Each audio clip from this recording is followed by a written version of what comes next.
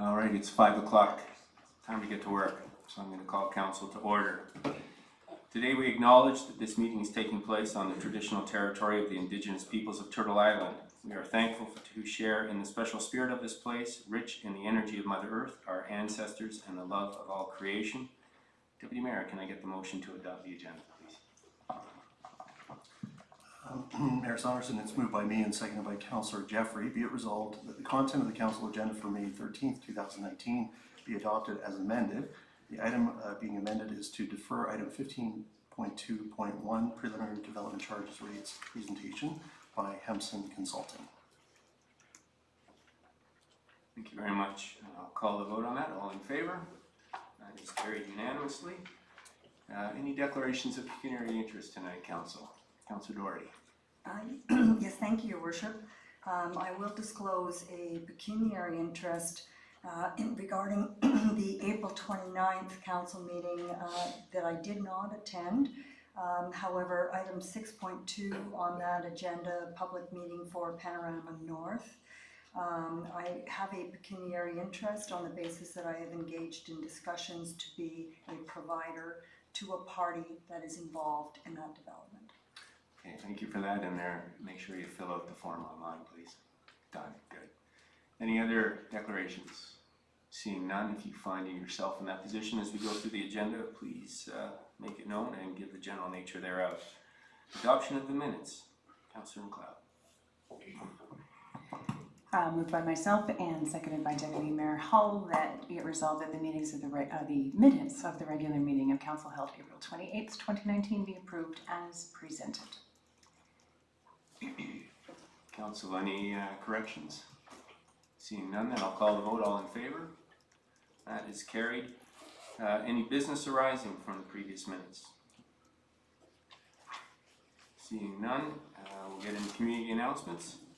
And before we get around the council table, we'll look to the clerk and Adam Ferguson, communications officer, to take us through the new website. Thank you.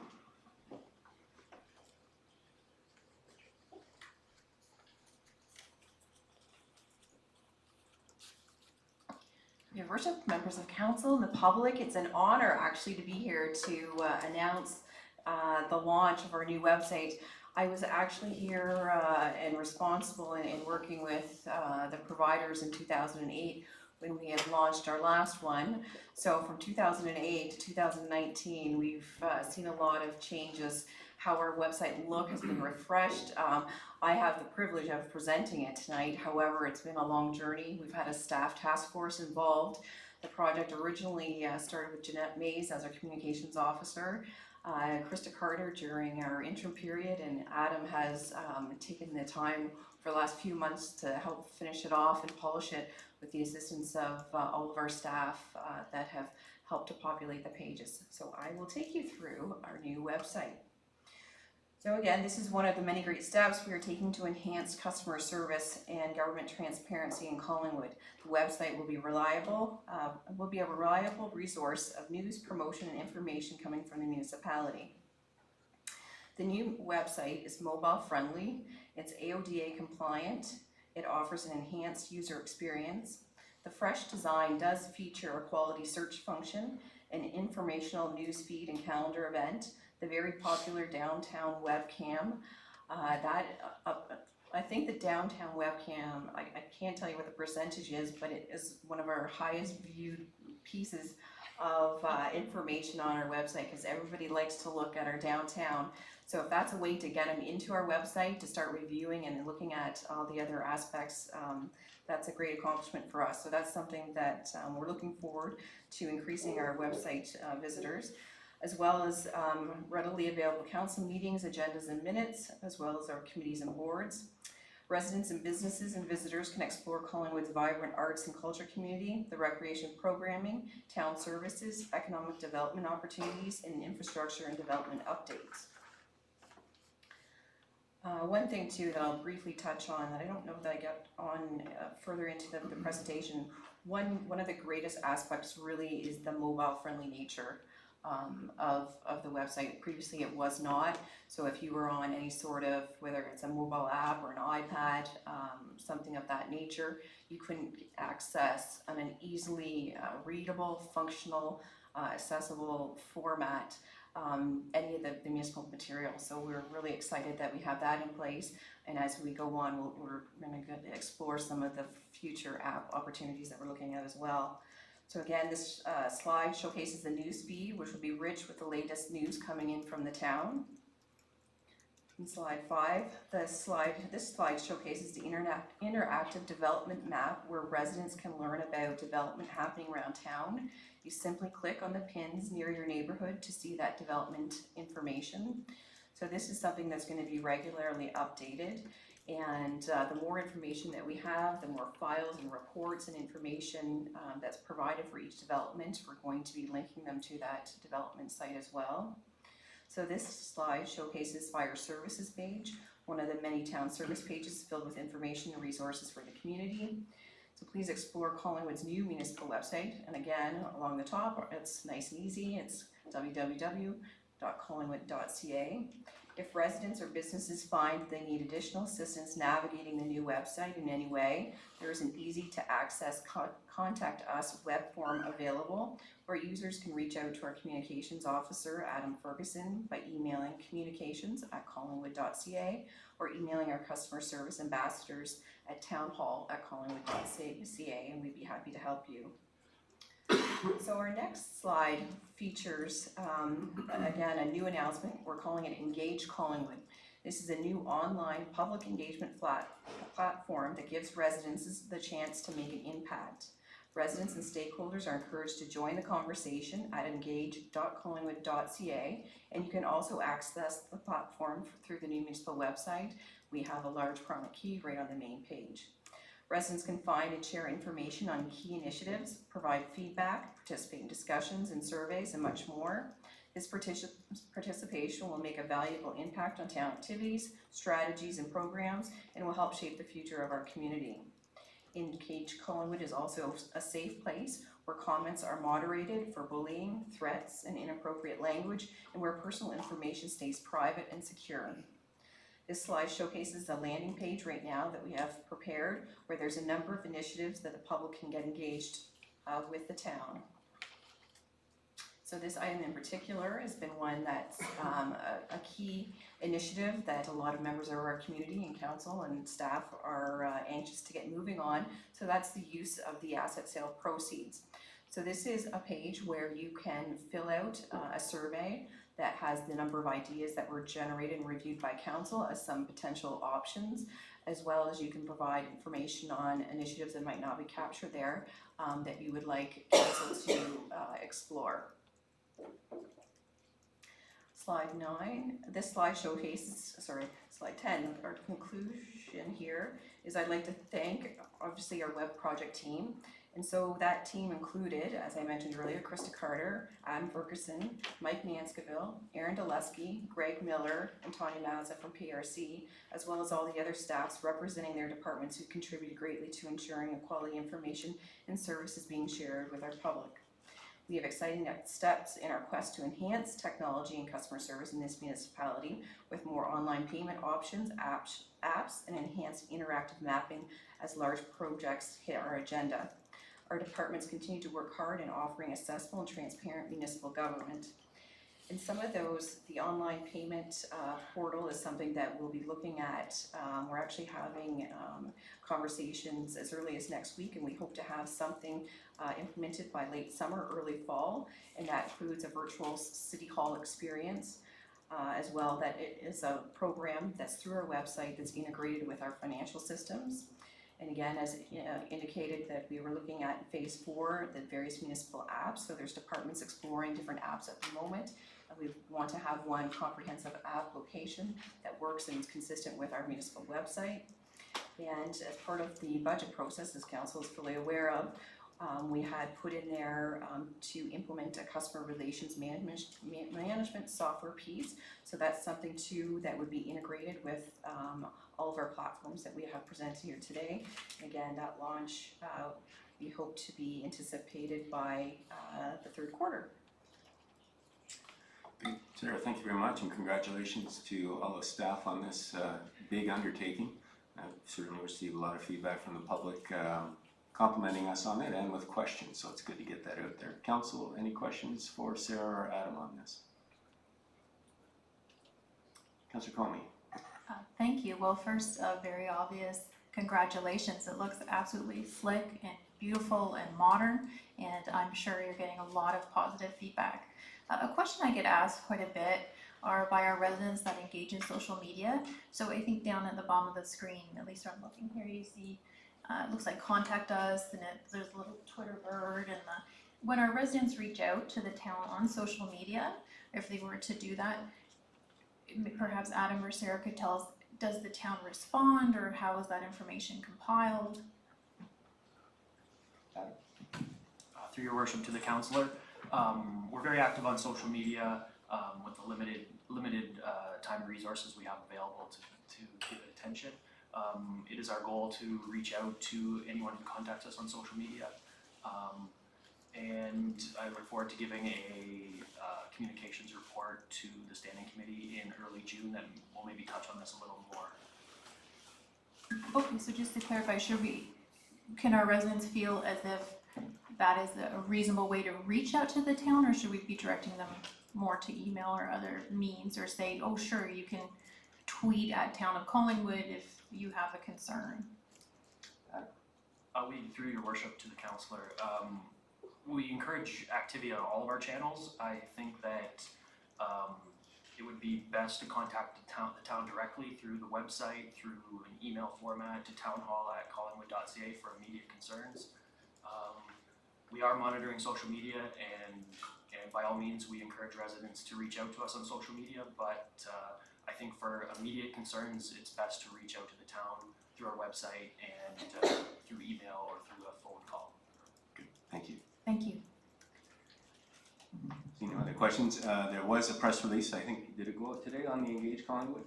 So that is our interactive platform, as you saw, that allows residents to register and then go online and participate in surveys, answer surveys, and pose comments.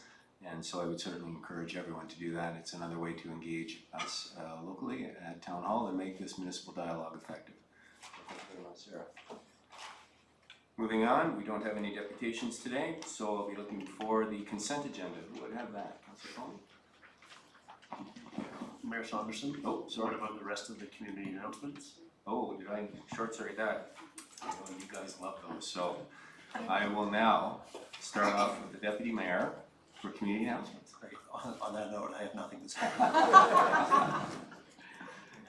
Councillor McLeod. Yeah, well, I would like to thank all the entrepreneurs and citizens who were at the spring marketplace on Saturday. There was a lot of great stuff on display. My bank account is much smaller than it was. There was a lot of information flowing both from us as councillors and also from citizens to us. And a result of the conversations that I had with a couple of constituents, I was able to pass along to staff earlier today some thanks for a repair project that has been ongoing this spring in the area of Peel and Hume Streets, fixing up some issues that have been troublesome in the springtime for quite some time now. And so I want to say a very public thank you to the Public Works Department for their employees, for their diligence on that matter on behalf of those constituents. Thank you. Councillor Coney. Thank you. My first announcement is to let everybody know about an upcoming soccer tournament this weekend taking place at Fisher Field. It's called Footy Fest. It's a 7v7 tournament welcoming over 100 athletes with teams from Toronto, Hamilton, Barrie, and of course Collingwood.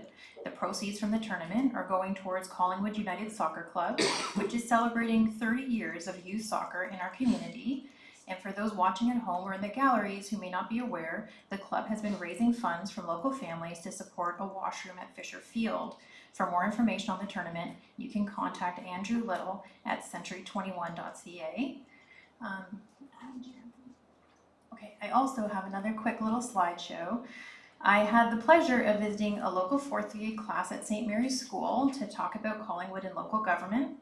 I'd like to thank Mrs. Kemsley and her very clever students, who also sent me these lovely drawings of some of their favorite places in town, which Adam has kindly put into a slideshow.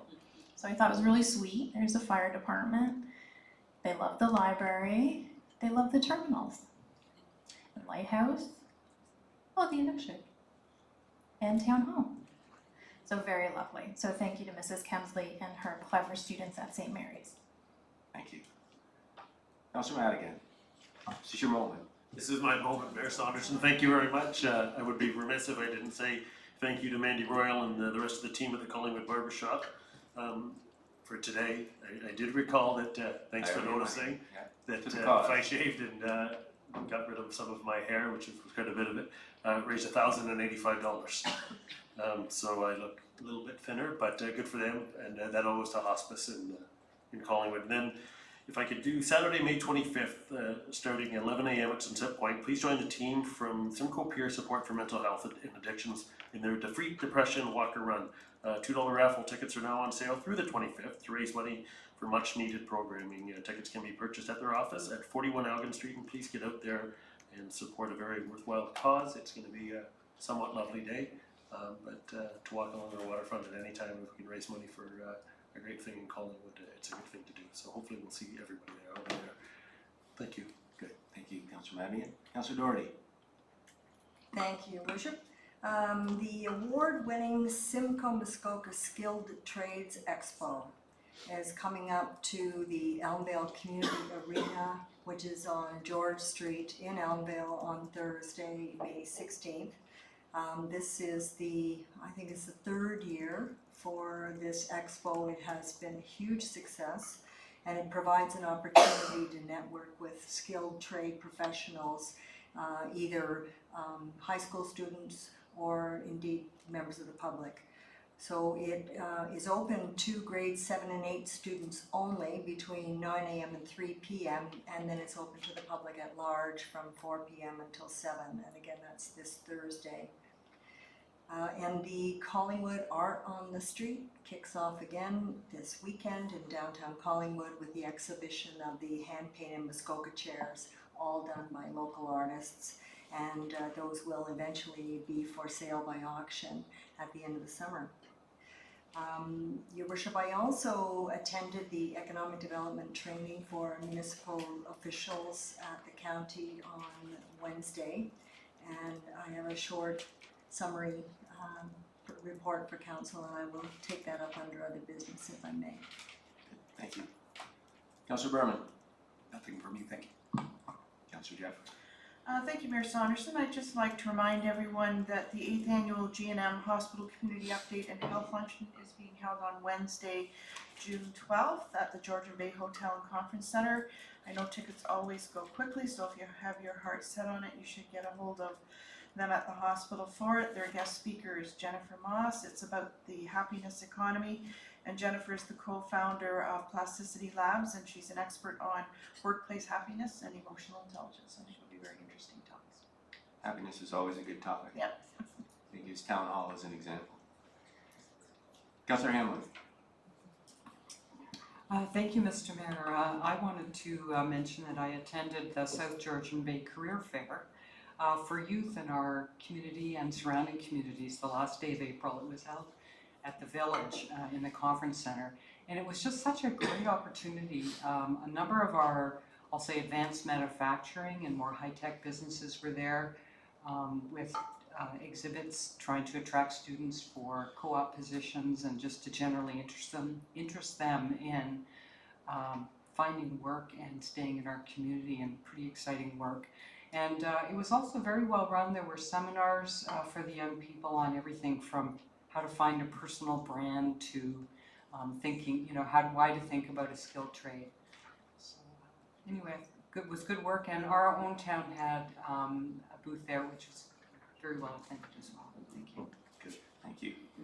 A few quick announcements for myself, picking up on Councillor McLeod. Thank you to our staff and my assistant Jen Young for all their work in working with the Chamber of Commerce to set up Farmers Market yesterday or on Saturday. It was a huge success, and I'm sure we'll see all those same people and more out when we have it in the Pine Street parking lot. This is probably a delayed announcement, but I did try to phone my mom last night. It was Mother's Day yesterday, so to all the mothers in the world, a belated Happy Mother's Day. And finally, May is Museum Month, so get out to our museum. We've recently been able to acquire additional space at the museum, so the exhibits are undergoing changes and they're being updated. So it's always exciting to go out and learn about our history. And I will be putting in a request to the museum, Director Culver, to hopefully display some of the great maps we have there on our wall here in Chambers, since we have a blank wall here for a while. So I'll be asking for that to be done. And that is it for online, or not online, but online announcements, including online updates and also around the table announcements. So now I will look for the consent agenda. That would be me, your worship. Moved by me, seconded by Deputy Mayor Hall. Be it resolved that the consent agenda, having been given due consideration by council, be received, and that is item 7.1 through 7.7.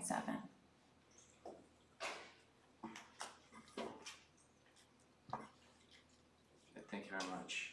Any questions or comments before I call the vote, council? Seeing none, I'll call the vote. All in favor? And are there any items members would like to pull? Deputy Mayor Hall? I could pull 7.2 and 7.6.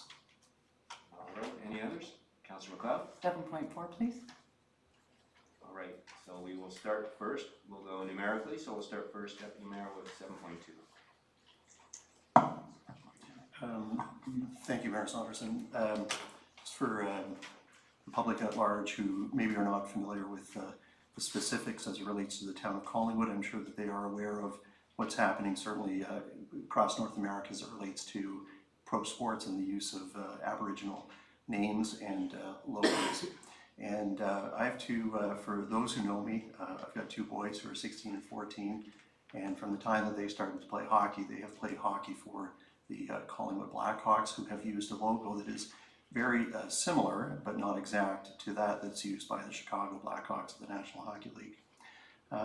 There have been a couple of recent decisions with regards to the Human Rights Tribunal, and I know that they have been in contact with our town staff, and our town staff through Director Culver has been in contact with the Hockey Association, the Collingwood Minor Hockey Association, and between the two have worked very well together in an effort to move forward with the rebranding of the organization. So I don't want to speak out of turn, but I know that there'll be a formal announcement, and I know that the association is looking at consulting on a public level at the possibility of not only rebranding with a new name, but potentially a new logo, and they'll be running a competition, etc. And I believe that the target that they're looking at would be for early 2020, so that they would then have about a 6-month period to have their uniforms, etc., rebranded and ready to go for the 2020 season. I did ask through you, Mayor Saunderson, Mr. Ferguson earlier today, if you could just put up one slide, 2 slides, I guess. And as I mentioned, I have 2 boys, and they've played with the Blackhawks here in town. And a couple of years ago, my younger boy, I guess, was playing against Thorold. And for those who don't know, Thorold is a community just southeast of St. Catharines. And not even thinking of the issue from an Aboriginal or Indigenous context, the players that we were playing against in Thorold, on their jackets, their sweaters, and their bags had the logo on the left. And I think that most people would agree in any context that's a rather offensive logo. That organization went through a very successful rebranding, and in fact worked with the community, worked with their association, and worked with members of the Aboriginal community, and Mr. Culver knows this firsthand, and opted to stay with the name Black Hawk, but as you can see on the right, adopted this new look. And then the second one, a little bit closer to home, Jerry Howarth, who's retired, one of my favorite all-time broadcasters. Many know that for about the last 15 years, maybe longer, anytime that Cleveland was in town, or when he was talking about Cleveland, he never referenced the mascot, the name. And the organization, Major League Baseball organization, has made a commitment at some point they're going to change this.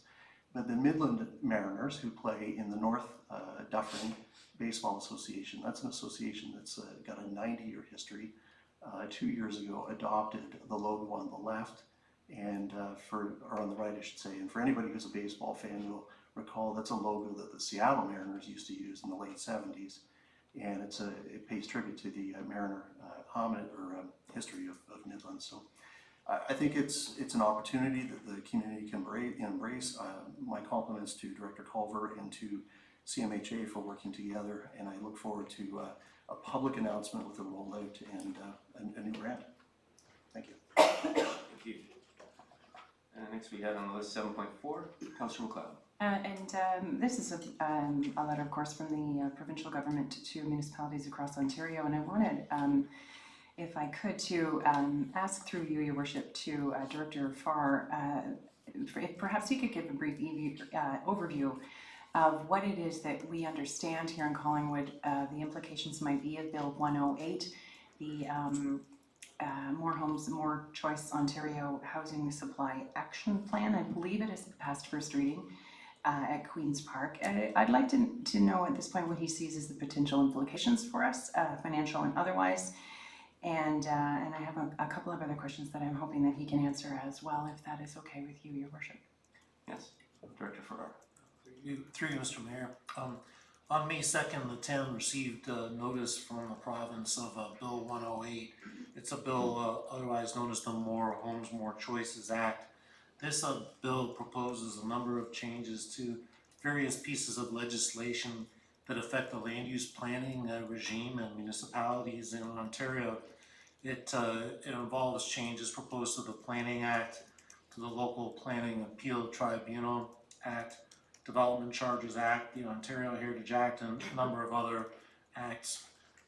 The stated intent of the legislation is to increase housing supply in Ontario in light of significant property value appreciation that we've seen over the last decade or so, and in order to make housing more available to residents in the province. It's also intended, as stated by the province, to speed up the development process and the overall predictability of the development process, including development financing. So we're in discussions with our counterparts at the county.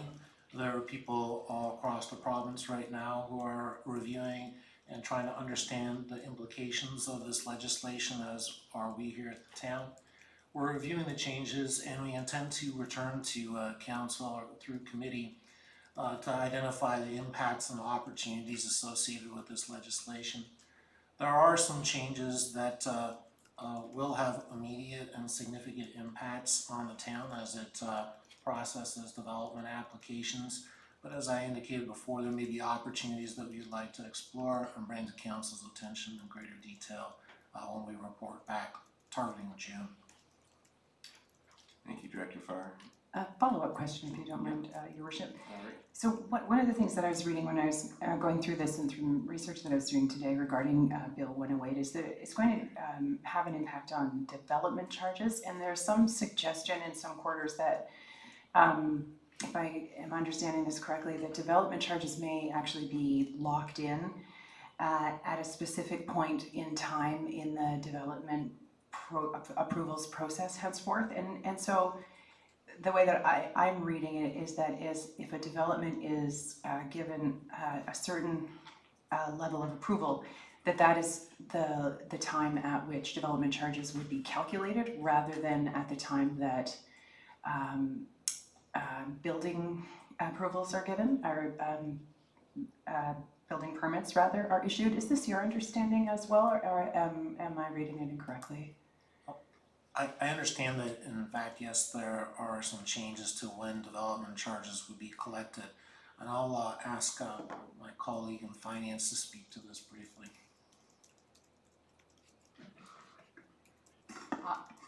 Through you, Your Worship, I believe the section of the changes that you're referring to, Councillor McLeod, relate to the ability to pay your development charges for specific types of developments over a period of 5 years, and they would be calculated at the start of the project, as opposed to, well, you would break it out over the 5 years, 1/5 a year, instead of collecting the whole lump sum at the beginning.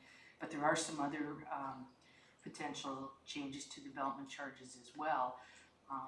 They'll be separating out the soft services and the hard services. The hard services will stay with the Development Charge Act, and the soft services will go to the planning department under community benefits. I think they're calling it community benefits bylaws that will handle the type and charge for the soft service component of development charges.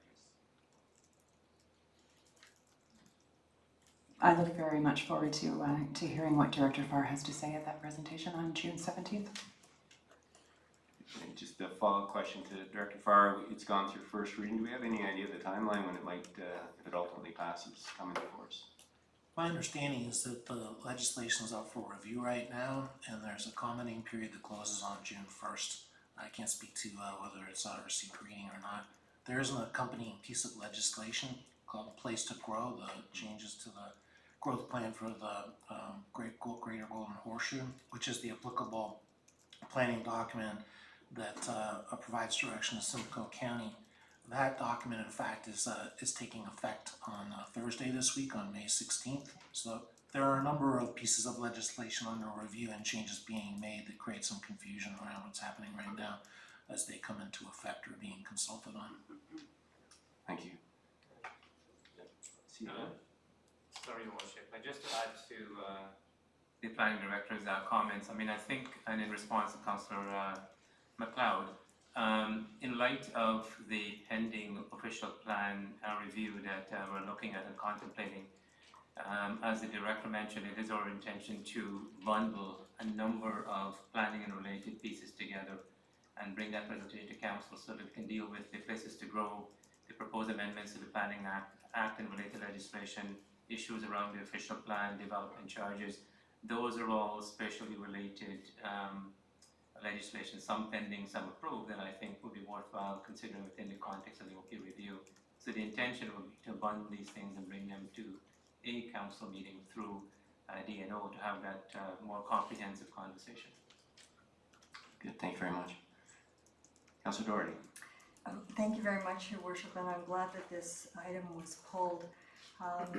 I am in receipt, and I believe that you may be as well, of a resolution that was issued by the OMB Reform Working Group, which was a group that I was involved in during the previous term, led by the Mayor of Aurora, Tom Rackes. And the point of view of that municipalities and many more is that Bill 108 and More Homes, More Choices, while the intent in terms of creating greater supply of attainable housing is good, that in fact, once again, it is relegating ultimate authority to an unelected and unaccountable body in the form of LPAT. And in addition, there are a number of other acts, and Director Farr did refer to some of them that are going to be impacted by this bill and yet are not being discussed in a robust manner in this bill. The deadline for comment being June 1st, back to the province. There is a resolution that has been drafted, and if I may, I will give notice at this point that I will bring forward a notice of motion I will bring forward a motion to support the resolution that has been drafted by this OMB reform group. Okay, certainly Before, you can do that. And before June 1st. yeah, so I would ask that you then forward that on to staff, because it seems like an ongoing and fairly technical topic. So when it comes to council, hopefully we can get some input from staff on that. Any other comments? All right, moving on then to item 7.6. You had asked for that, Deputy Mayor. Thank you, Mayor Saunderson. I asked this item to be pulled as it's a letter that's been received by all members of council, staff, and other parties from Georgian Planning Solutions, the planner of record for the development at 585 96th Street. Later this evening, I actually have a notice of reconsideration that I'll table, and then we'll move forward accordingly after that. But maybe through you, Mayor Saunderson, if I may, to the CAO and to applicable staff as required. It's my understanding that as of now, since the meeting of March the 11th that the municipality has actually been served by LPAT. And as a result, the file is now no longer in planning's hands, but it's actually been moved over to the CAO's table or desk. And in doing so, I just would like to get some clarity as to sort of the direction, what potentially we may be able or not able to discuss this evening. If there's any comment as it relates to potential cost of an LPAT hearing for matters such as this, and any input would be appreciated. Yeah. Thank you, Your Worship. Through you to Deputy Mayor, I guess planning staff can respond to general process questions. If the questions are more substantive, planning staff did express their planning opinion in the report that came before committee and council. That report was, and staff recommendation was not accepted. So in light of that, the planning staff can answer general process questions, and I will answer the more substantive questions.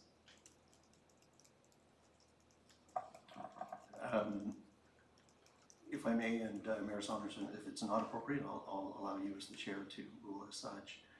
Given that notice of reconsideration, there's no opportunity for me to discuss or debate prior, I'll simply be tabling the notice, and then the vote will be taken, and if it's defeated, if it's approved, then we'll move forward. So I would like to ask the question publicly that if it is defeated and we carry forward with what was passed on the 13th, is there an anticipated cost of what we as a municipality may incur to defend that position? That's a process question, so I think it's applicable, and I'll pass it on to the CAO. Thank you. Through Your Worship to the Deputy Mayor. So we don't have as much experience with LPAT as we have with the Ontario Municipal Board. So I can give you an estimate. In the LPAT process, much more preparation is required upfront to do our evidence book and prepare a submission, and the anticipated cost of that is about $50,000. And we also would have to hire a lawyer. The anticipated cost of that is about $10,000 a day, so it depends on the length of the hearing, would dictate how much we pay in legal fees. We also need to hire a professional planner.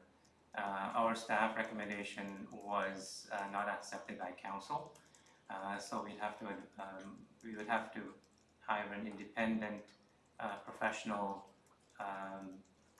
planner to provide evidence on behalf of the municipality, because our own staff would probably be in all likelihood subpoenaed, and that would be questioned on their professional recommendation and their staff report. So we'd have to hire an independent third-party planner to support our position. Okay, thank you. That's very clear, and I would note for anybody who in the public has interest, the letter that did come in, there was an attachment to it, and I would encourage people maybe just to have an opportunity to take a look at that, as some of the outstanding questions or concerns were addressed. Thank you. Okay. Any other questions or comments on that item? Councillor Doherty. Thank you very much, Your Worship. While I personally would take seriously the notion that the municipality would be taken to LPAT on a matter such as this one, I don't believe that our decision should be made relative to the longer term growth and development of our community based on the cost of an LPAT hearing. It seems to me that the items that were concerns raised by members of council and members of the public could be addressed without proceeding to Councillor Doherty, LPAT. that's, I think, a substantive comment, and so if the motion for reconsideration passes, you'll have an opportunity to make those comments. And this was just pulled as an item on the consent agenda.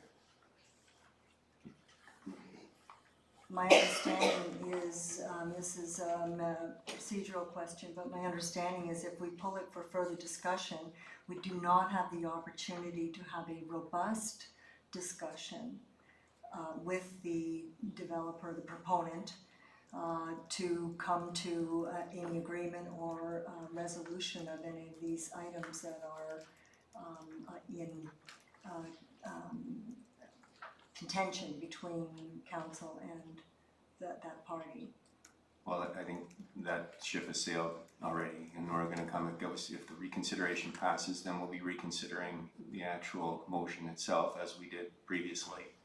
And we'll be back to that square, and you can make your comments then, but I think the time for dialogue with the developer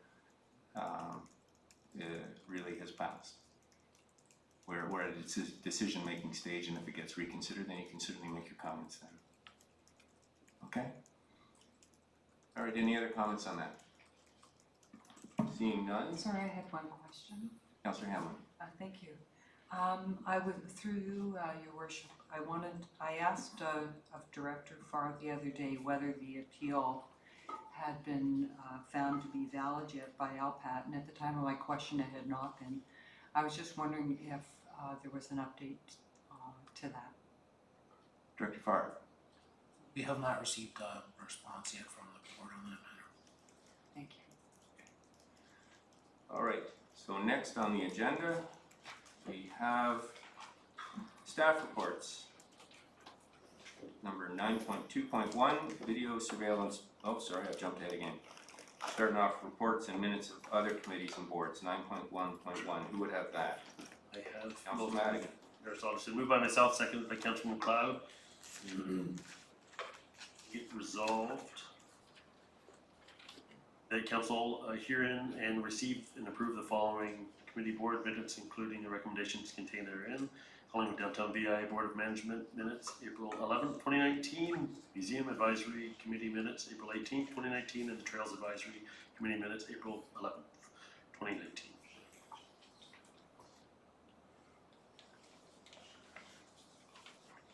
Any questions or comments, council? Seeing none, I'll call the vote. All in favor? That is carried unanimously. Staff reports, Councillor Madigan, 9.2.1.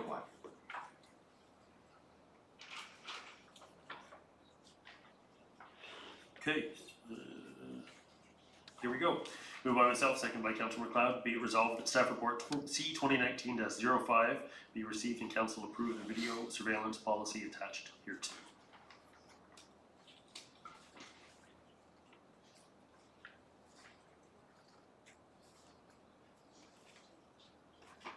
We had a fairly significant presentation on this at the Corporate Community Services. I don't know, Claire Thomas, if there's some highlights you want to take us through quickly, just for the public's information. Certainly, through your worship to members of council, I can confirm that following our corporate community services, there was a question regarding the recommended length of the surveillance recording retention. So currently that recording retention is set at 3 weeks. It has been and was provided through the template that was issued through the IPC and has been adopted by a number of Simcoe County municipalities at 72 hours. Staff looked at it, reviewed it together with our IT manager and felt that a minimum of 3 weeks was recommended. We did a follow-up conversation with our acting detachment commander. He consulted also with his detective sergeant regarding an adequate time frame, and they felt that 3 weeks was sufficient. If they did receive any sort of requirement or investigation or notice that required to be any surveillance recordings in the area captured, that information and investigation happens immediately. Any questions or comments, council, before I call the vote? Seeing none, sorry, Councillor McLeod. And so through you, your worship, to Clerk Almond, does that mean that we have adjusted the recommendation within the staff report that was received at the committee level to the 3 week level? Just to clarify. Sorry, we had recommended 3 weeks, so it's always been 3 weeks. We didn't go back to a 72, so a minimum of 3 weeks. And if we do have any sort of, if we're aware that there's going to be any sort of investigation, regardless, that triggers us to keep it for as long as the investigation is concluded. Thank you very much. All right. All right then, council, I'll call the vote. All in favor? That is carried unanimously. Councillor Madigan. Just for people at home, 9.2.2 was deferred at the standing committee about the Pretty River Parkway median, so there looks some more discussion to see what we can do there to beautify but keep our staff safe. So moving on to, moved by myself, second by Councillor Berman, be it resolved that staff report PRC 2019-10 be received and the council authorize the condenser coil replacement at the Collingwood Curling Club, and the council authorize the use of the capital contingency reserve to cover the cost of the repair to an upset limit of $125,000.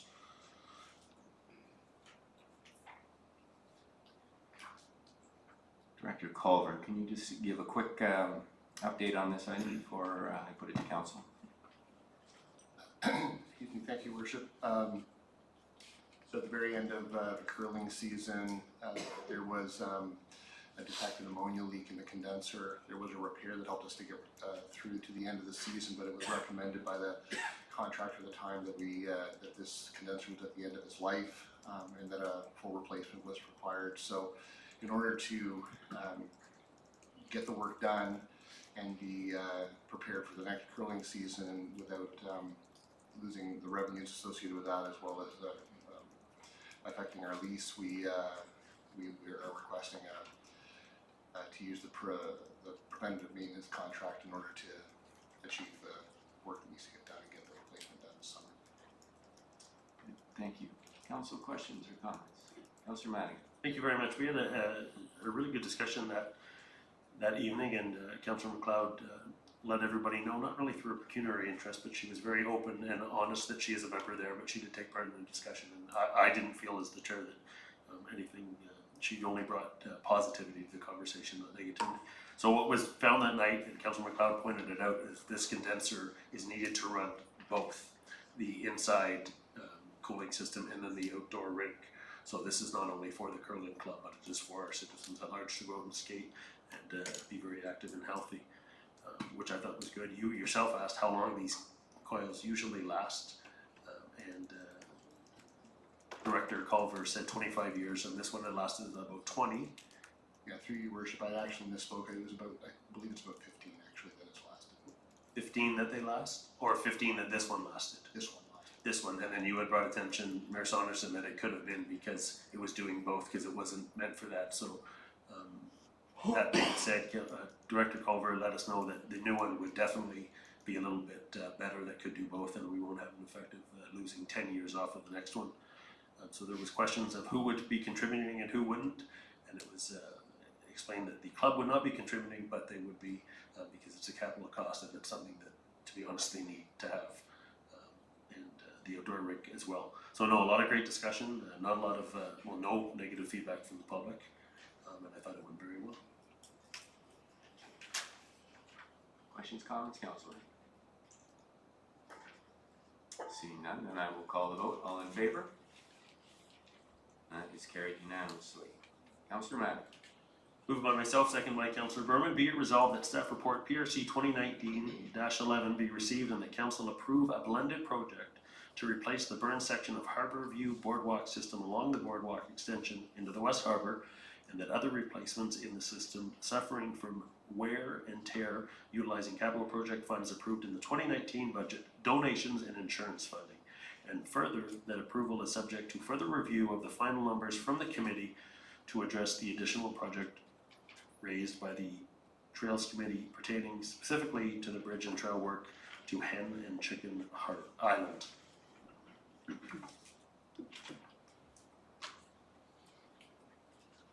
All right, there was some lengthy discussion at the Corporate Community Services on this one item as well, and it was slightly amended as we went through. Councillor, or Director Culver, maybe you can just bring us up to speed, and because this has had a bit of a winding road. It says the budgetary item of $150,000 was set aside. Maybe you can explain for us where we are now. Thank you, Worship. The council approved a budget envelope of $150,000 to deal with replacement of the burn section of the boardwalk. Shortly afterwards, we were notified by insurance that that burn section would be recovered at the cost of insurance. But during the evaluation of the burn section by our engineering group, they assessed that there were other measures that need to be undertaken in order to extend the life of that section of boardwalk beyond the burn section. So initially, there was an intention to come to council with a request to transfer some of that money to a different project that would address those sections. At the same time, or right thereabout, we also received an offer from a donor to contribute $100,000 towards the extension of boardwalk that's adjacent to the burn section that extends into the Western Harbour, contingent upon us participating with $50,000 against that $100,000. So that added another project that we brought to council to use some of that money to match the donor's gift of 2 to 1 in order to achieve a piece of the waterfront master plan that had been identified. So I know it's a little confusing, but essentially we're bundling this project into one for the sake of efficiency and opportunity, and that was what council's request is based on, or sorry, staff's request is based on. Thank you. Questions, comments, council? Councilor Madigan. Thank you very much. Just through you, there was a lot of great questions that came out of that. And in regards to the donations, Councillor Berman asked if we had a policy in place in regards to donation, and the answer was yes, so that made it very easy to follow that donation. And Councillor McLeod actually asked how much savings if we were going to do both at once with the blended, with the donation, and Director Culver answered that we would be saving about $50,000. So this is a great thing for the town, that we can get more for less, and thank you very much for the constant donations from this one family. It's great that they help beautify our town in many, many ways. So no, it was a good news story. To get $100,000 from a private donor is always a good news story, puts a smile on everybody's face. Thank you. Councillor Doherty. Thank you, Your Worship, and through you to Director Culver. I just was wondering if I could get further clarity on how the hen and chicken trail or boardwalk works into this whole formula, because I'm just a little confused. And there was a presentation from the Trails Committee which gave us a bit of a depiction on that, Yeah. but I'll look to Director Culver for that. So through your worship, the Trails Committee has indicated that the hen and chicken repair, currently there's a piece of the boardwalk there that has washed out a bridge section, basically bisecting the boardwalk, so the northern end can't be used. I think based on that presentation, the committee, and noticing that there was some savings versus the overall budget that was initially granted for the burn section project, the committee asked that we could consider repairing also the hen and chicken boardwalk in conjunction with this project. Essentially, we could talk to the same contractor about doing that repair as well. I think there was some discussion about the fact that the budget envelope for the bundled project has not been exactly defined, because we haven't moved to design, because we needed to know that council approved first. Once we move to design, we'll be able to get an accurate costing, determine what the savings are, come back to council and say, with the savings, if you'd like to proceed with the hen and chicken project, we can do that.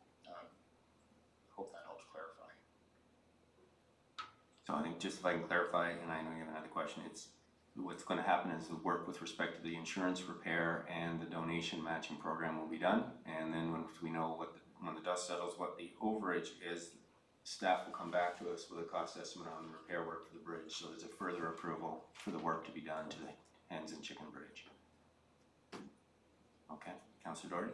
Yes, thank you. So I'll just follow up with a comment that it seems to me that if we have a section of boardwalk that's non-usable right now, that it would make, to me anyway, more sense to repair something that exists and requires repair, as opposed to providing an improvement to the West Harbour boardwalk, which at this point in time does not require any repair or improvement.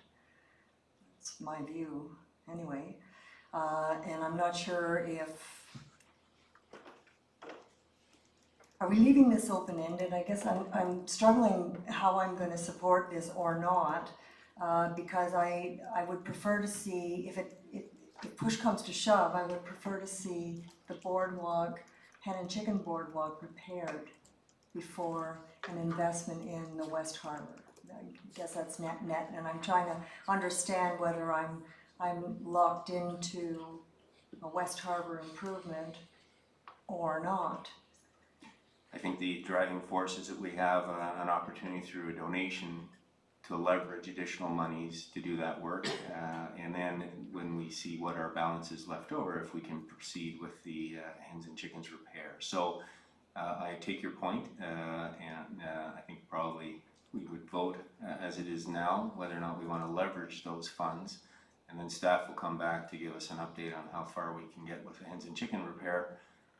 If you didn't want to do the hens and chicken repair, then I think the option there is to oppose the motion as is, because we're looking at leveraging $1 for $2 on the extension, and it seems like, in my mind, a very good opportunity to extend an area of the boardwalk, which gets a lot of use. So, but I take your point. And I don't know, Director Culver, if you have anything you'd like to add to that. No, I think you've captured Councillor McLeod. During our committee meeting, there was discussion regarding the fact that part of this hen and chickens connector had actually floated away into the bay, and our venerable Trails Committee had suggested that we were sending out a boat to go looking for it. And through you, Your Worship, I would ask Director Culver, has anyone said ahoy, or is it found? Is the lost found? Any update? through Your Worship, the bridge is still missing. Thank you. Must have been over troubled waters. All right. Any other questions or comments before we go? Councillor Hamlin. Thank you, Your Worship. I have two questions. I read in the materials that our trail's some 15 years old now and requires maintenance in a number of areas. I'm a huge fan of our trails, and I know some 75% of our residents use it, and it's a huge quality of life advantage we have here. And I know people who've actually moved here in part because of the trail system. So I was wondering if we have a list of the maintenance that's required for the trails in total. And I raise this partly in the context of knowing we'll be making some big decisions around some funding we have, and wondering whether that should be on our list of things that we should be making sure is up to snuff. So my question through you, Mr. Mayor, is whether we have a list that's available of the maintenance that's required on our trail system. And you're looking for costs too, because they did give us a list from the Trails Committee, but you're looking for a cost breakdown of what those repairs would look like. Yeah, not just for the two hens and chicken and the, but just generally on the trail network. Director Culver, do we have a breakdown of the costs of the projected items that were addressed by the Trails Committee last meeting? Through Your Worship, we have both a capital and an operating priority list that the Trails Committee helps us with advice. So it's evolving somewhat. It always seems to be evolving, but definitely there is a list that can be considered for funding. And for the most part, costs are attached. Not in every case, because not all the projects have been completely detailed yet. But there is priority order that the Trails Committee continues to work on. So through you, Mr. Mayor, is that something we can get a copy of, or I can get a copy of?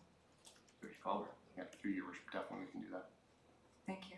My second question, I noticed on the trails discussion, this was from the Trail Committee, the point about roundabouts and the fact that there needs to be options to improve roundabouts to make them more safe and accessible for pedestrians and cyclist usage. And then there was a discussion about the Dutch-style roundabout system.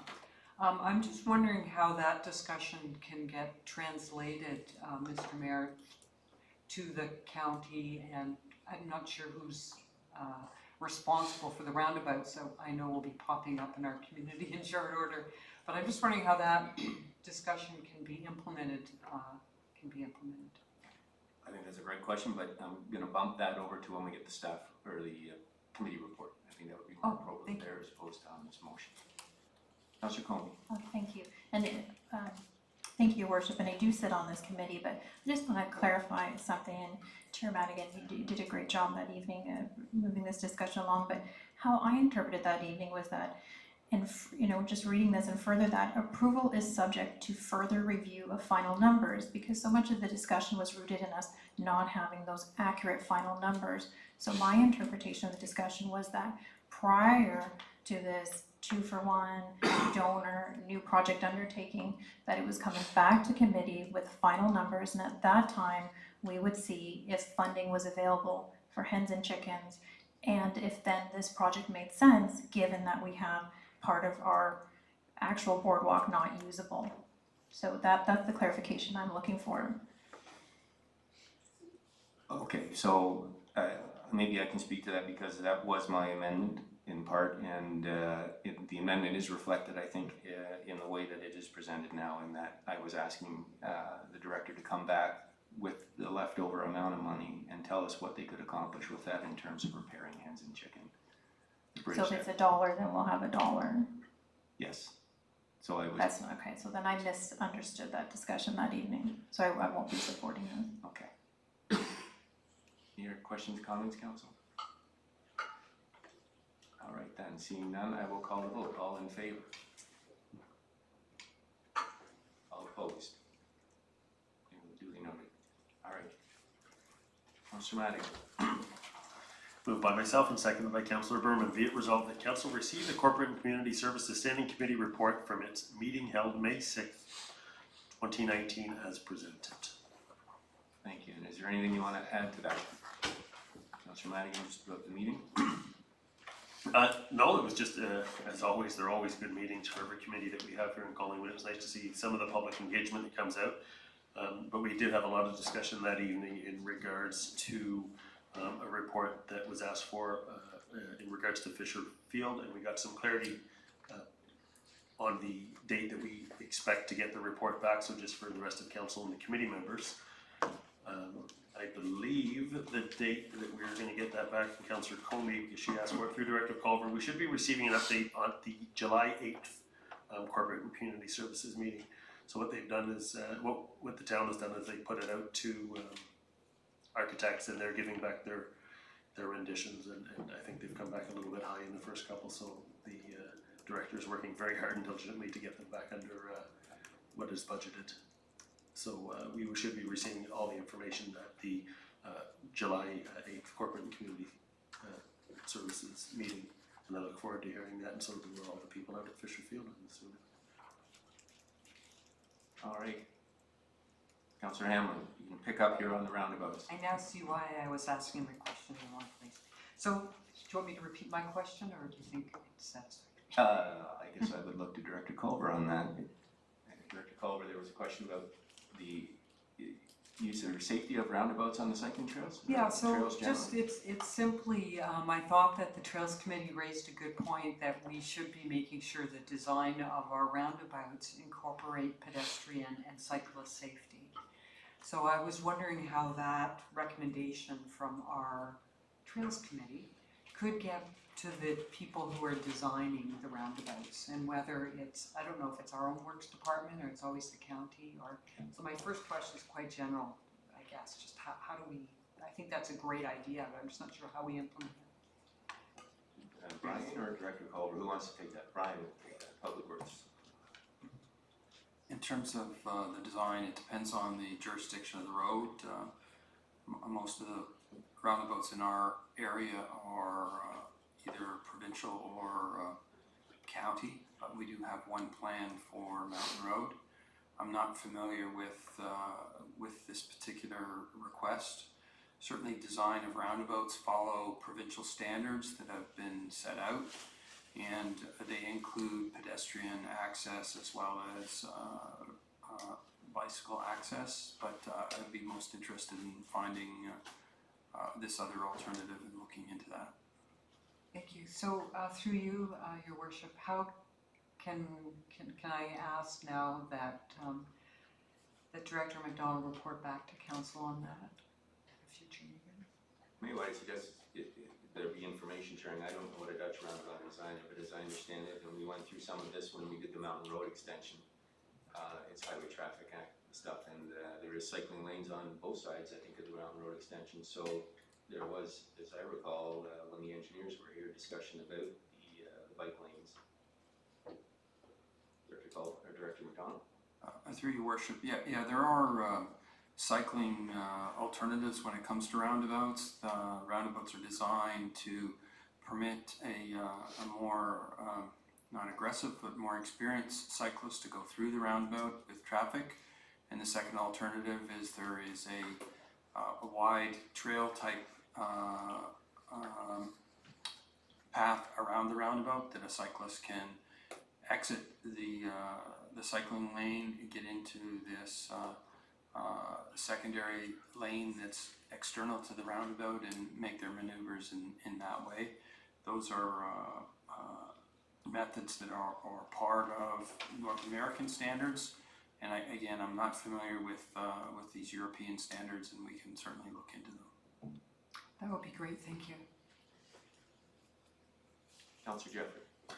Thank you, Mayor Saunderson. I think the other part, when we first introduced the roundabouts, we did take a group even from our accessibility committee to Waterloo to test out the pedestrian crossings in the designs, and I think it's as much of public education and awareness as it is because the designs have quite high standards to allow pedestrians to pass through, and the groups we took down had no problems in negotiating that or being safe in that, but I do think we need to add another component of the education and awareness. Any other questions or comments before I call the vote? Seeing none, we are now voting to receive Corporate Community Services Standing Committee report from the meeting of May 6, 2019. All in favor? That is carried unanimously. Staff reports, we don't have any. So we are on to 11.1, notice of motion. Councillor Jeffrey, you're up. Thank you, Mayor Saunderson.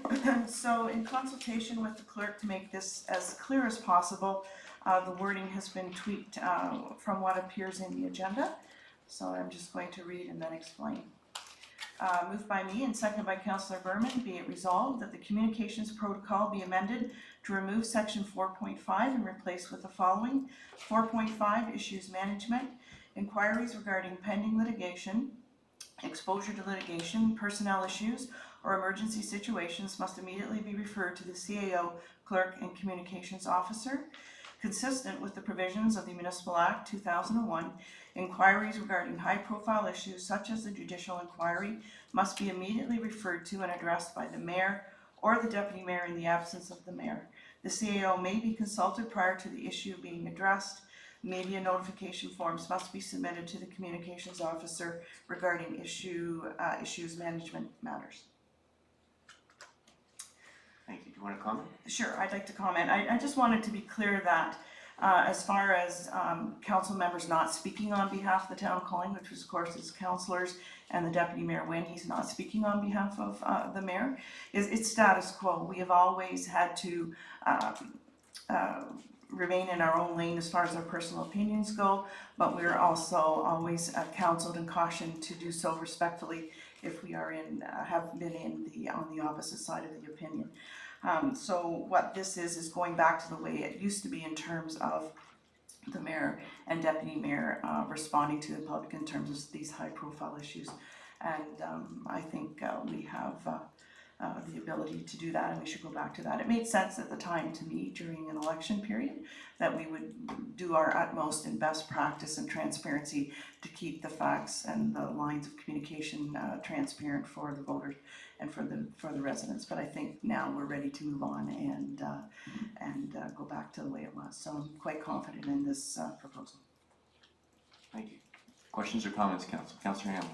Yes, I have a question through you, Your Worship. The definition of high-profile issues is something that I would be asking for some clarity on, because something I might consider high-profile, because I have 6 people calling me nonstop about it, might be different from town halls burning down and their staff inside. So I think I would like to know exactly what the definition of high-profile issues would be before I can support this. Councillor Jeffrey, you want to take a run? Or I know you had the assistance of the clerk, so I do, Mayor Saunderson. I think, and it's maybe we need a definition. I don't think we do. I think it's pretty clear what's high profile for our community and what is just general business, ongoing business. But I'll let the clerk respond.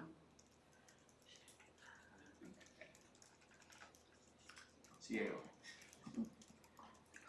Through your worship, I mean, I think from my perspective, it is those issues that actually are corporate-wide and impact the entire organization would be one criteria I would use. So for example, if the judicial inquiry is one example, the sale of the airport I think is another example.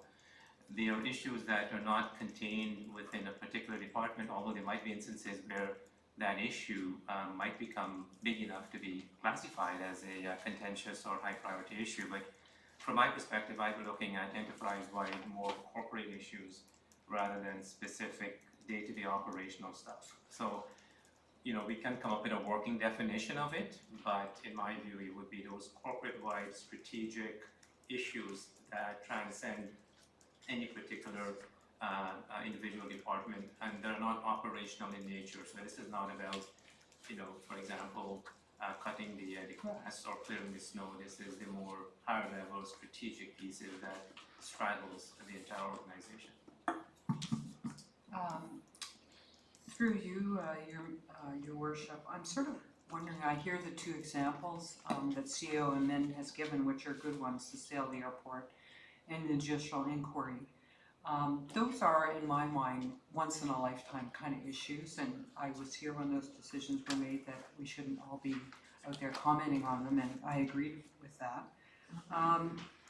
But I almost feel that these should be individual matters that we decide on as they come up, because unless we have a really tight definition around this, I'm not really sure where to go on this. Either we should have a really great definition of high profile issues, or we should take that word out, and knowing that as these issues arise in our community infrequently, staff will be bringing them to us for a decision on whether we should all not be commenting on them because of the corporate nature of them. So I just put that out there for discussion, I guess. Okay. Councillor Doherty. Thank you, Worship. I just would like to say that I am quite comfortable with this wording.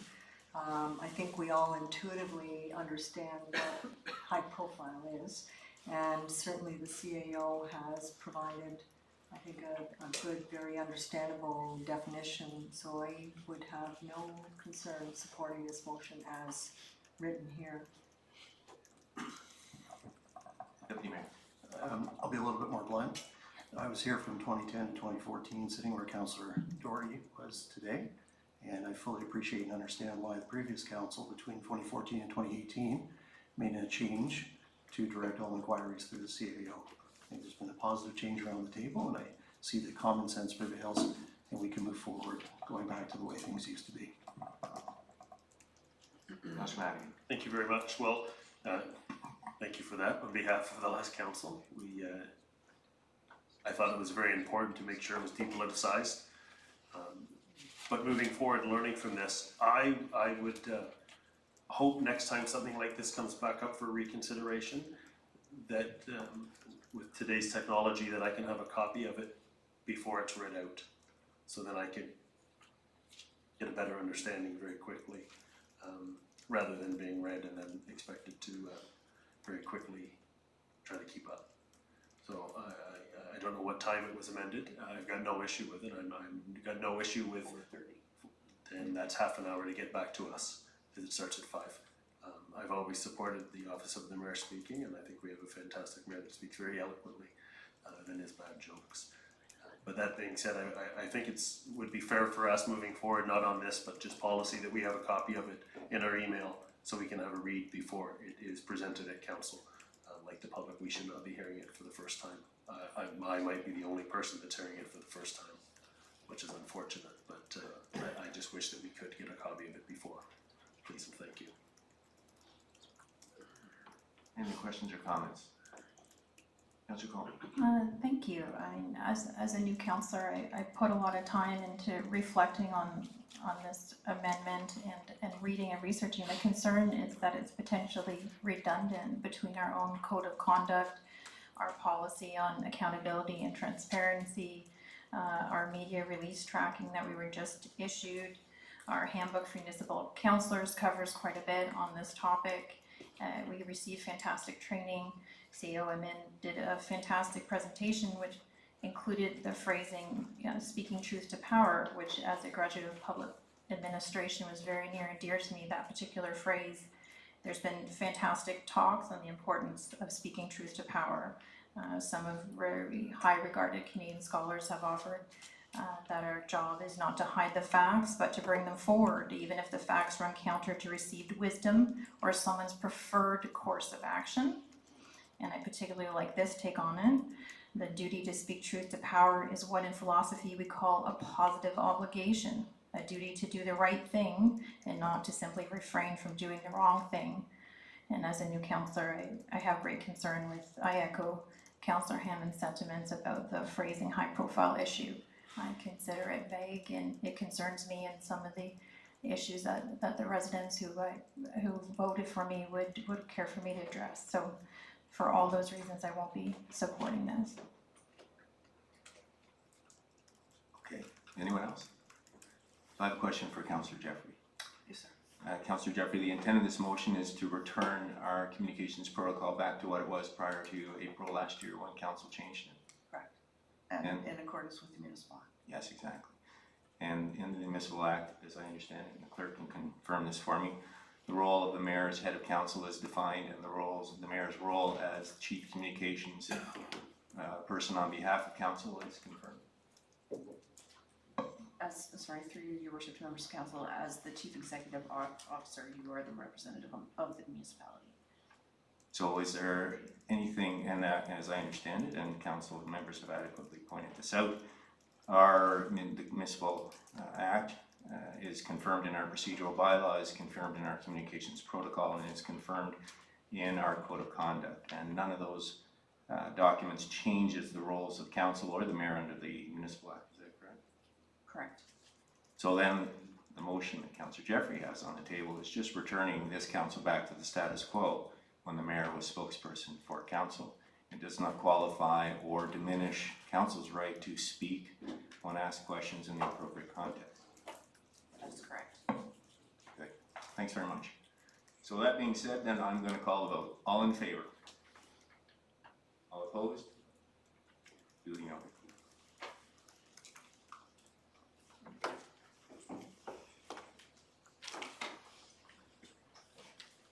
All right, next on the agenda, I think we have your motion, Deputy Mayor, and I think we need to deal with first the motion to reconsider, and then we go to 11.4 ahead of 11.3.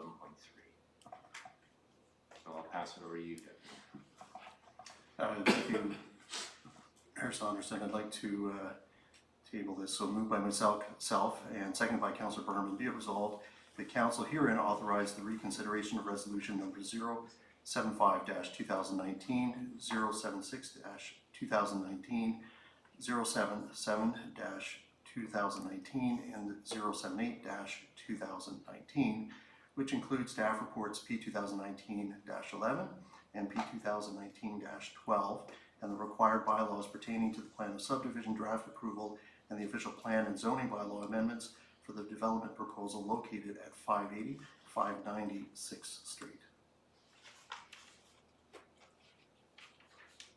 Thank you, Deputy Mayor. And under our procedural bylaw, you are permitted to make a short, concise statement outlining the reasons for proposing such reconsideration. Thank you. I will endeavor to be short and concise. The sole purpose for bringing this forward this evening is simply to give this chamber, this body, an opportunity to reconsider a decision that was made in light of two things. One, I firmly believe that when the decision was made, that it was maybe not aware or evident to all that in part of the planning process, a developer, when a decision is made against their application, has another opportunity of appeal. That appeal is to LPAT, which is formerly known as the OMB. And I'm simply putting that on the table so that members are aware that as part of this process, there are costs associated with that. If the members around the table are fine with those costs, that's okay. I'm simply just tabling it so that people can reconsider the thought. The second is that there have been a number of questions raised as it relates to what was discussed, what was not discussed, what was asked and what was not answered, both at the Development and Operations meeting first and then subsequently at Council. And as we see tonight, there's correspondence from Georgian Planning Solutions outlining some responses to questions that were either asked and not answered or potentially have been asked subsequently that they wish to have had the opportunity to address. And I think others may disagree with me, but I think that some of those responses may fundamentally change the direction in which those would look to vote specific to this. And so I will simply table the reconsideration. If it passes, then we can move forward. If it doesn't, I respect that, and we will respect the planning process. Good, thank you very much. That being said, I will call the vote then. All in favor of reconsideration? Opposed? We need 2/3. Did we achieve that? Right, that passes. Now, Deputy Mayor, we will drop down then to item 11.4, which is the proposed official plan and zoning bylaw amendment 580 596th Street.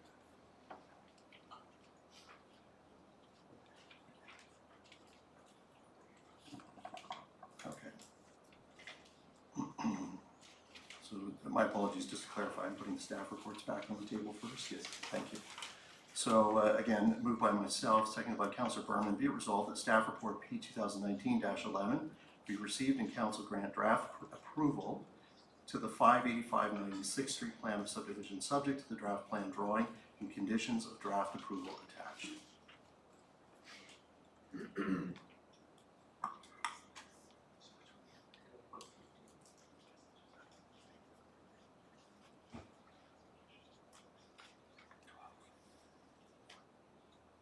Yes, sorry. I'm going to put this one down for now. We're looking Put it for, out of order.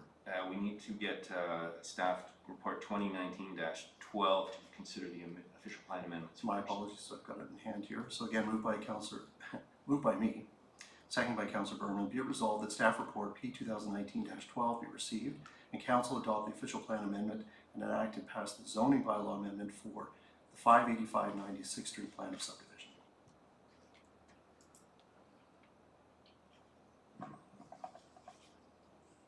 All right. I'll let you speak first to it, and then if people have questions, they can direct them. I know, Director Farr, you were not here when this was done, but we will still have questions, and we'll work through it with the CAA. If I may, perhaps I could speak last to this. Want to speak last on that? All right then, Council, floor is open. Councillor Doherty. Thank you, Your Worship.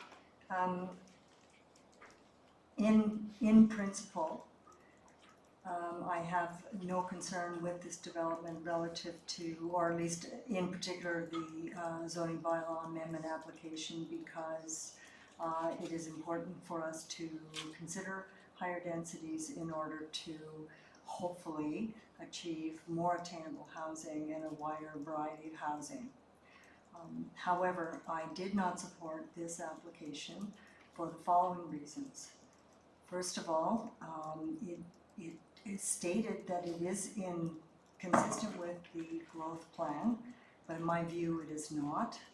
One item of the growth plan indicates or suggests that a project should create street configurations, density, and an urban form that support walking, cycling, and the early integration and sustained viability of transit services. There are no sidewalks in this project that would face onto the busiest roadway, that is 6th Street, and there is no transit stop and limited transit service. So that is number one. Number two, the growth plan calls for developments that create high-quality public open spaces with site design and urban design standards that support opportunities for transit, walking, and cycling. This having no parkland whatsoever, in my view, this is not consistent with the growth plan. I am fundamentally opposed to accepting cash in lieu of parkland. I understand from the point of view of Parks, Rec and Culture, that their intention is to apply those funds toward a larger park that would eventually be developed when the east side of the property is, or the lands, are developed. However, we have no idea when that is going to take place or if it is ever going to take place, which leaves us with a very high-density residential development with no park. And the closest park is the Cooper Park, and it is outside of the PRC recommended distance for walkable distance from a public park, which was in our most recent PRC master plan is 400 meters, and this falls outside of that zone. Speaking to my earlier comments, it seems to me that, and it's just me talking, but it seems to me that rather than having to go through an LPAT hearing, that there could be some opportunity to go back and have a look at this design and come back with design details that would answer the concerns that were expressed by this council when the application first came forward. Those are my comments. Thank you. Council, comments? Councillor Ham. Yes, thank you, Your Worship. I echo the comments of Councillor Doherty. I think she well expressed how I feel about this project as well. I have to say that my main concern with this development continues to be that we are developing one lot at a time in an area of green field that is 50 acres in size. This piece is about 6.5 acres. And because it hasn't been planned in conjunction with the whole of the piece, that's why I think we don't see sidewalks on this side of 6th Street, because no one's thought about it. It's more than just one lot. It is actually going to be a development that goes to High Street. And it explains why we haven't seen a staff report around parks in this area. I did read the consultant for the developers matrix saying that staff's going to recommend a park on the lands 8 acres to the east, and I saw in their matrix they did for the response to the community concerns. This would in fact be a community park. So I think these are huge discussions that we need to have, not only in terms of timing, as Councillor Doherty pointed out, but in terms of if the parcel to the east is 8 acres and they're getting a community park, to me it sounds like it could be the whole of the piece. And have there been any discussions with that owner, and how does that fit into this piece and the linkages and so on? I'm not saying that this is a bad development. Quite the contrary, it may be quite appropriate for this location, but I do feel it needs to be planned in conjunction with the rest of the block, and it may be something in the context of the appeal process that we can resolve with the applicant. But I don't know. We can't solve the transit issue, and as I mentioned when we discussed this before, the parking requirements for a building like this, like the apartment building, the townhouses and singles, as we know in our community, have to provide, I believe, at least 2 parking spots. But for an apartment unit, the parking requirement is 1.25. And I think that's recognizing that for our higher density buildings, they're usually in a location that's close to transit. And so not, every unit, even though there may be 2 or more people living in them, not every unit will have 2 cars. But in this instance, the transit's a kilometer away, a walk that is not easy to get to. And I did read the comment that well, why don't we use our development charges to build the sidewalks on the north side of 6, from Stewart, I guess, along to High. I don't know if that's use of our funds, or if those funds have already been committed or not, but I think it just goes to show the problem with this particular development and proceeding so far away from High Street without a plan for the whole community. And then lastly, I've just mentioned, I think if we were looking at this parcel as one, we might be thinking about what kind of density are we going to have along here, and would it support, for example, traffic lights at Stewart and 6th Street, which is where this development is. And if the amount of development along this piece would support traffic lights, should this piece be contributing to the cost of traffic lights now? Because if they should be and they don't, it will be something that it will come out of the general revenues during budget time at some future point for this community. So just in conclusion, I will continue not to support this. I think it's premature until we resolve some of these issues. Thank you. Any other council members? Deputy Mayor, you had asked to go last, so I will just speak briefly. I supported this application in the first round, and I supported it for a number of reasons. I think that Collingwood does not have a large inventory of alternate housing styles. We have a housing shortage. We're hearing that through our economic development people. We're hearing that through our tourism people. We're hearing that from our employees that can't find a place to live. Densification is something which is coming, and really it's here.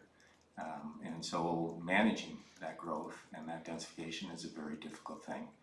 And the problem is we don't get to hit a pause button and stop development while we plan how we're going to infill these things. And so we as a municipal council have a tough responsibility in front of us. But I don't think it's responsible use of our taxpayers' money to subject ourselves to hearings when our own staff has adamantly supported this, in the sense that it is something that conforms. As the province changes our growth plan numbers, it's not a question of the town permitting or allowing or giving developers increased densities. That's being mandated from the upper level of government. And so when a developer asks to increase their densification, if that complies with the new growth plan, then it is very difficult for a community to say, no, you can't do that unless we have a planning reason for not doing that. So our goal here is to work with developers to manage our planning and our growth in a way that respects our community, but provides the type of housing inventory we need. And I believe that this is one of those projects. I don't believe it's without challenges. These are challenges that confront us. These are challenges that we've inherited from past developments. We know that along 2nd Street and 3rd Street, there are areas that don't have sidewalks. Our task is to figure out how to fix these things and how to do it manageably and responsibly. Traffic calming is something we've been talking about at this council table. Active transportation. These are all components of creating sound local planning that creates complete communities within our community. And as we move forward, we've got to work with our developers to manage that. And I'm supporting this for the reasons I've said today and for the reasons I said previously. I think this fits in, but I don't say we don't have challenges in front of us, and so we need to work hard around this table to do that. That said, I'll pass it to the Deputy Mayor. Thank you, Mayor Saunderson. I'd like to echo the vast majority of what you have already said, and I'll try and make my comments to the table in a respectful manner, in the context that I think if we look at this from a holistic standpoint or a macro standpoint, this council moving forward, looking over the next 3.5 years, we have a tremendous opportunity. And I think that what Councillor Hamlin has voiced this evening, what Councillor Doherty has voiced this evening, I think for the vast majority, I would share those comments, those views. And that when we have an opportunity to open up the official plan and go through that review, we will have an opportunity to create our own playbook for the community, the vision that we see moving forward. But we're currently working with a playbook that has been in play or in use for a number of years, and that correlates with playbooks that are in place for not only the county and the province. And as such, the developer is working with that playbook. That developer moved forward by coming to this community, to this staff, saying we would like to move forward, and they were supported, and it was recommended to come forward not only to the Development and Operations Committee for support, but then the opportunity to move forward to council. Our opportunity as a governing body was to ask questions the night of the Development and Operations Committee, and if such, at that time, perhaps even defer the recommendations that were brought on the table that night for further discussion, for clarification, to have questions answered. That didn't happen. It moved up to council, and when it went up to council, it was defeated. Based on the fact that potentially we will be headed down the path of having to defend and therefore financially pay for the defense of this decision, and I recognize that I'm not a solicitor and I am not a land use planner, but in asking some questions, I am of the opinion, based on the questions I've asked of those who are, that it will be difficult, and perhaps the CAO and staff can correct me if I'm wrong, this will be something that is going to be difficult to defend. And therefore, based on that, I was in favor of supporting this in the first place.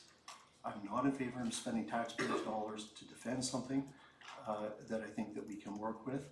And quite frankly, as the mayor said, I think that there is a product mix here that is needed within the community to help with the supply issues we have. And I will just end on one comment as it relates to affordability. This is a market-driven development. Nobody should be under the illusion that these units are attainable or that they are affordable. They will be higher density mixed units, and therefore they probably will be reflective on the open market of a lower price point as it relates to the market as a whole. But supply is what we're in short is what we are short of today. And these units are the type of units that I could see people buying as an investment, therefore increasing our rental stock. They are the type of unit that I could see first home buyers who are in our hospitality sector getting the opportunity to buy. Those are the people, quite frankly, that we need to be really focused on to ensure that our economy moves forward so that we can have a long-term sustainable community. I'll leave it at that. Before I call the vote, sorry, I meant to ask this before, Director Farr or staff. The last time this came to the table, there had been a lengthy discussion about tree cutting buffer on the permit and making sure that there was a 5 meter, I believe, or 10 meter tree buffer for the neighbors in Creekside, and I just wanted to make sure that this staff report includes all of those restrictions. To Mr. Mayor, to clarify the issue of the 5 meter buffer, the 5 meter buffer is meant to be in place during the period when fill would be placed on the site. It was only meant to be brought forward in the event of council approval of these applications. In the fullness of time, were this development to advance and be constructed, that tree buffer would be removed.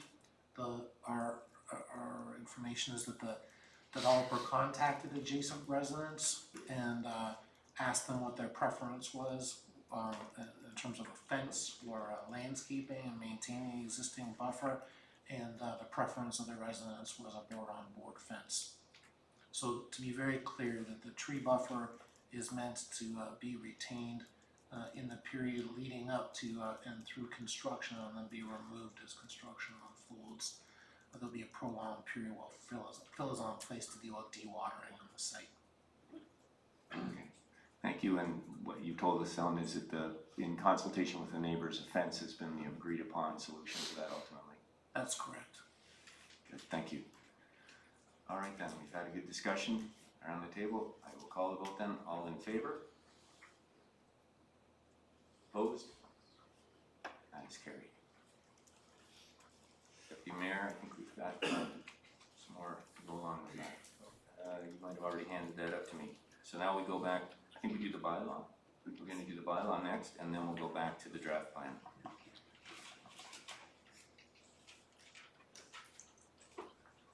Okay, moved by me and seconded by Councillor Berman, be it resolved that bylaw number 2019-016, being a bylaw to adopt amendment number 41 to the official plan of the town of Collingwood to amend the residential density designation on part of the 580-596 Street Plan of Subdivision Lands be enacted and passed this 13th day of May 2019. Thank you. So this is the bylaw to go with the official plan amendment. Any questions or comments before I call the vote? Seeing none, I'll call the vote. All in favor? Opposed? Duly noted. That is passed. Now we go back, Deputy Mayor, to staff report 2019-11. One more? Oh, okay, so now we have the zoning bylaw, so that's 2019-17. Deputy Mayor.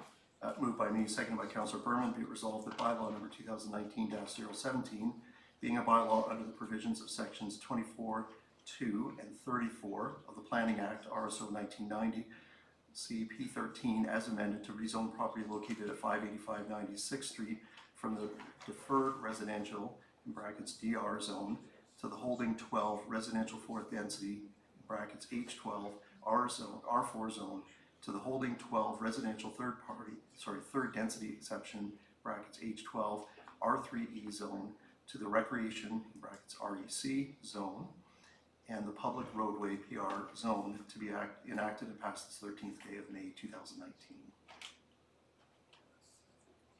Council, this is the bylaw for the zoning amendment. Any questions or comments before I call the vote? Seeing none, all in favor? Opposed? That is carried. Okay, so are we finally at 2019-11? And this is the staff report we received in council grant draft approval to the 585 96th Street plan of subdivision subject to the draft plan drawing and conditions of draft approval attached. Mayor, did you want to say anything about this before I call the vote?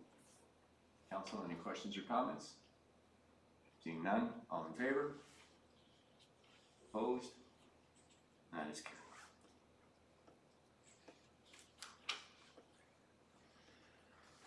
Bylaws, we have none. Notices of motion, any notices of motion tonight? Councillor Doherty. Thank you, Worship. And as previously alluded, I am providing council with notice of motion that I will bring forward a motion to oppose Bill 108 at the next meeting of council. Thank you.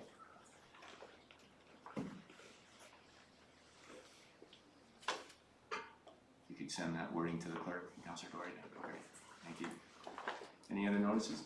I don't have a notice, but I just have a question about the agenda. Would this be a good time to ask it, or? Question of which agenda? Tonight's agenda? There was an item that was deferred at the last committee meeting having to do with maintenance of the median in Pretty River Parkway. Yes. Are we going to discuss that this meeting? Sorry, No. what was going to happen? It was deferred back to Director Culver, and we'll I be see. coming back. Okay, thank you. County report, I think we're passing that tonight. Council business, any old or deferred business, council? Seeing none, any other business? Councillor Matty. Thank you very much, Mayor Saunderson.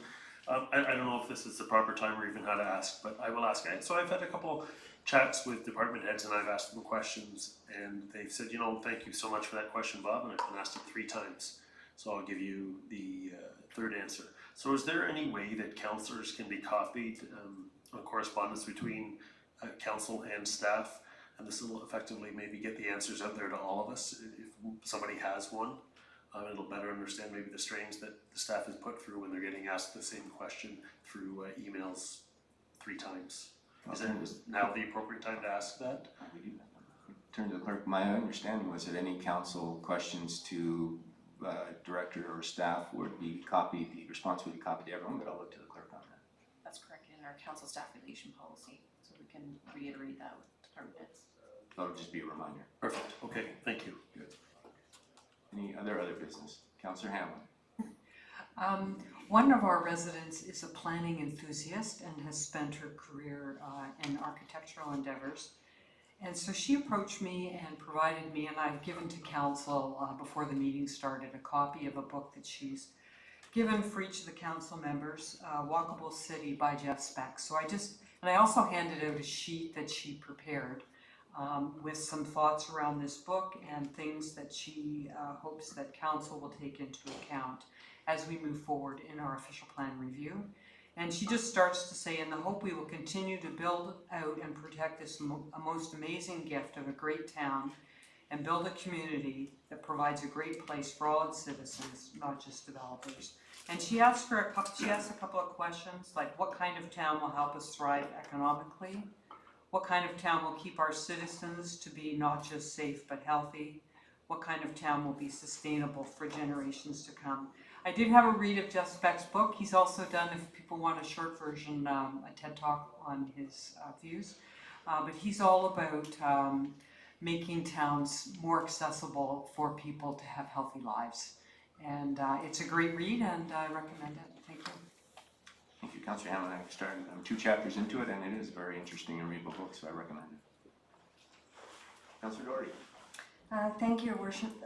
Just a very brief summary of the economic development training for municipal officials that I attended last Wednesday for Council's interest. Okay.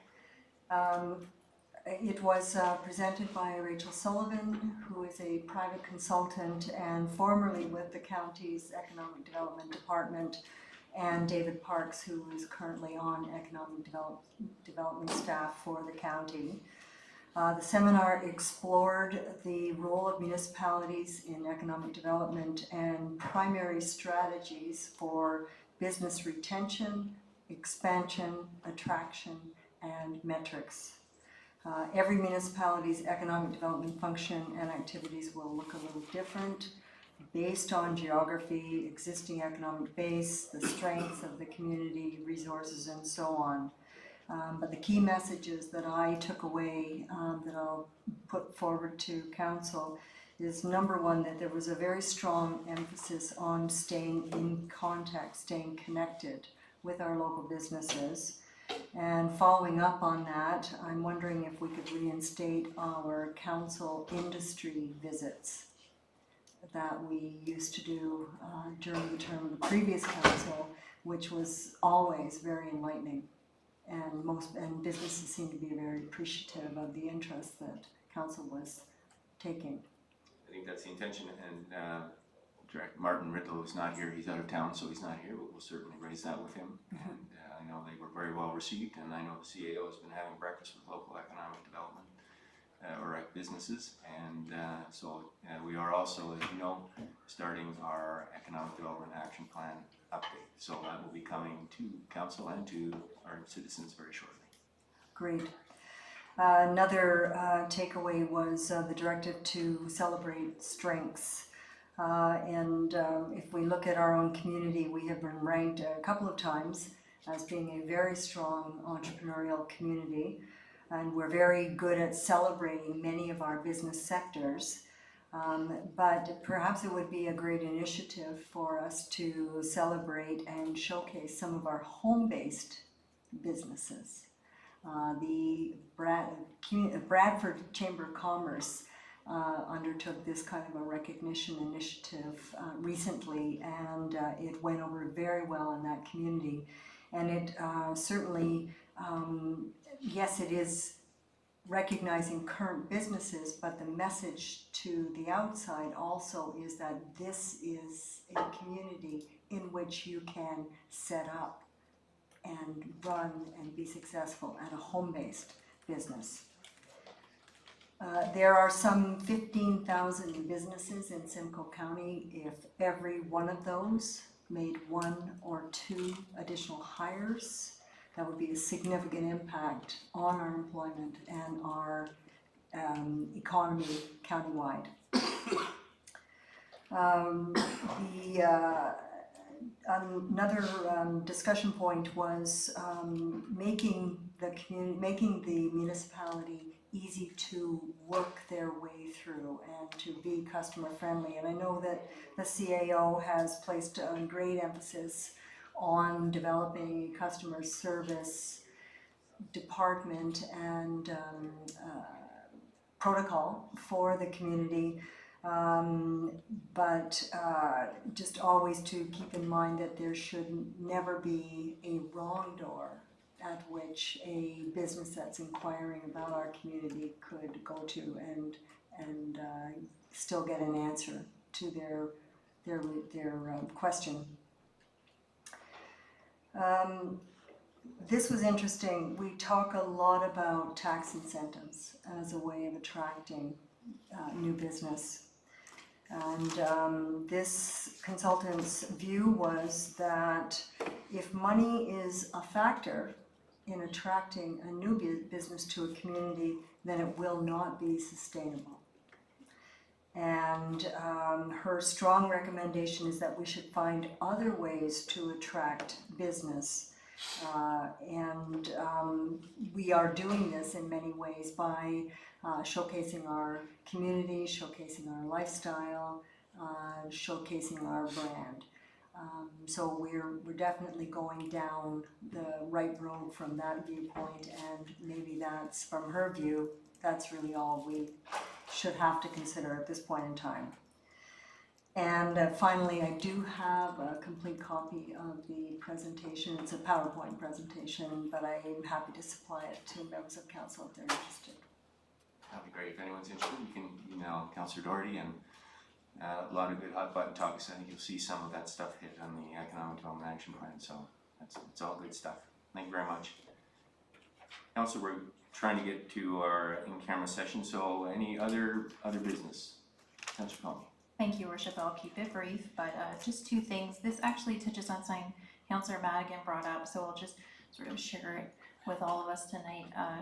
I had sent to you, Your Worship, and CEO admin an example of signs, the slow down signs, traffic calming signs. A lot of the municipalities make available. They have kids at play, and thank you very much for sharing that with Director McDonald. And I was wondering if maybe possibly in the coming, over the next some period of time, we could get some information on the feasibility of having that type of signage provided by the municipality. I think it'd be very well received by our residents. And my second order of other business is takes us back to our first presentation on the engage component of our website and the questioning of what to do with the funds. Everyone, our residents, are very, very excited about that. The first question I get is, how long is that survey going to be up?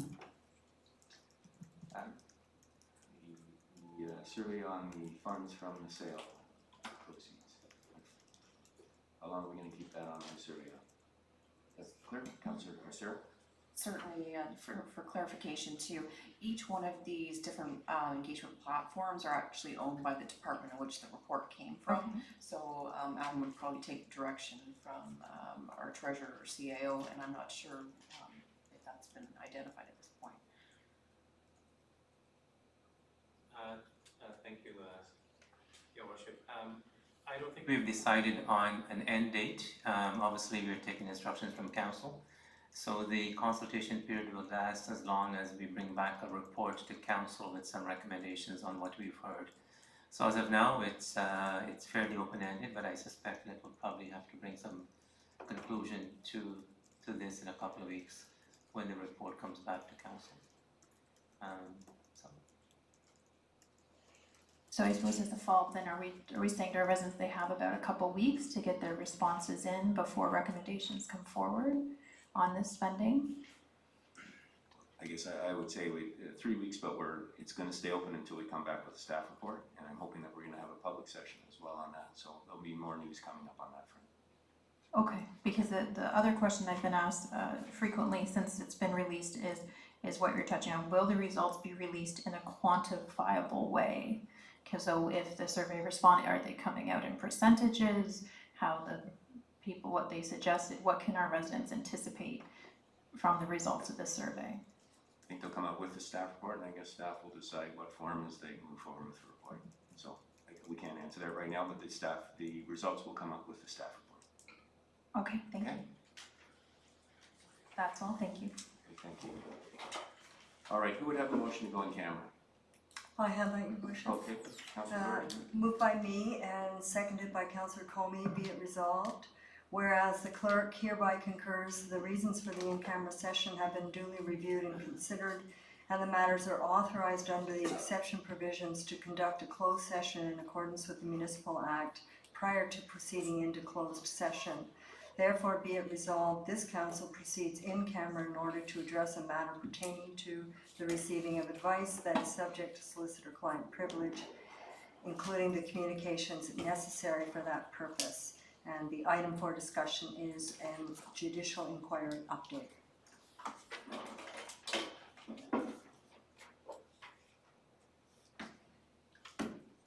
Also, any questions or comments before I call the vote? Seeing none, all in favor? That is carried unanimously. So are we staying in here or are we going? We're going to be going to the Braniff room. So quick bio break and we'll meet in there at 7 p.m. Thank you, and there will be a brief Verizon report at the end. So for those that are watching, we will be streaming that when it comes out.